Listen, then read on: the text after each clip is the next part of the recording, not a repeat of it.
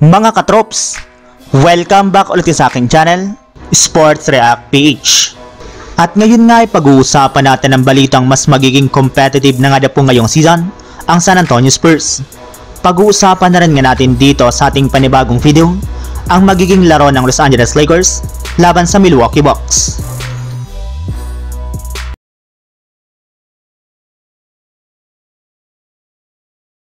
Kasunod nga po mga katrops ng napaka-impressive na debut ng duo na Chris Paul at Victor Wembanyama ngayong araw para sa Spurs, ay pinagkaguluhan at nag-trending na nga po silang dalawa sa social media.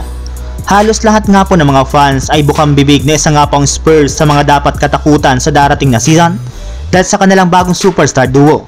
Malinaw na rin naman nga po kung gaano kalaki ang pinagbago at inilakas ng koponan ngayon ng Spurs, lalo na ang kanilang batang superstar na si Victor Wembanyama na mas naging mature na nga pong laruan at decision making sa loob ng court.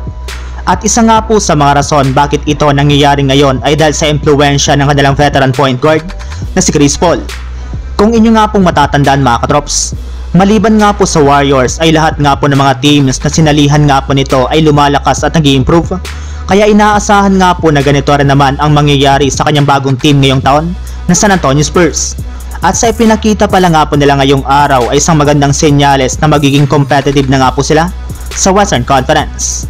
Samantala, punta naman tayo sa ating sunod na pag-uusapan sa magiging laro ng Los Angeles Lakers laban sa Milwaukee Bucks. Sa unang pagkakataon nga po mga katrop, simula nang tanggalin ng Lakers ang kanilang dating head coach na si Darvin Ham sa nagdaang off-season, ay makakaharap na nga po nila itong muli sa pagpunta ng kanilang team sa lugar ng Milwaukee para kalabanin ang koponan ng Bucks sa isang preseason game. At bago pa man nga po mga katrops magsimula ang kanilang laro, ay inanunsyo na nga po ng Lakers na hindi na naman nga po dito maglalaro ang kanilang mga players na sina Jared Vanderbilt, Christian Wood at si Christian Coloco bunsod ng kanilang iniindang injury sa kanilang mga pangangatawan. Pagdating naman nga po kina LeBron James at Anthony Davis, as of now nga po ay hindi para naman ipinapaalam ng Lakers kung maglalaro sila dito. Habang sa parte naman nga po mga katrops ng koponan ng Milwaukee Bucks, hindi nga po ulit dito makakapaglaro ang kanilang mga players na sina Chris Middleton at Garrett Trent Jr. na pare-parehong may iniindang injury sa iba't ibang parte ng kanilang pangangatawan. So yun lang mga katrops, ang handog kong story ngayong araw.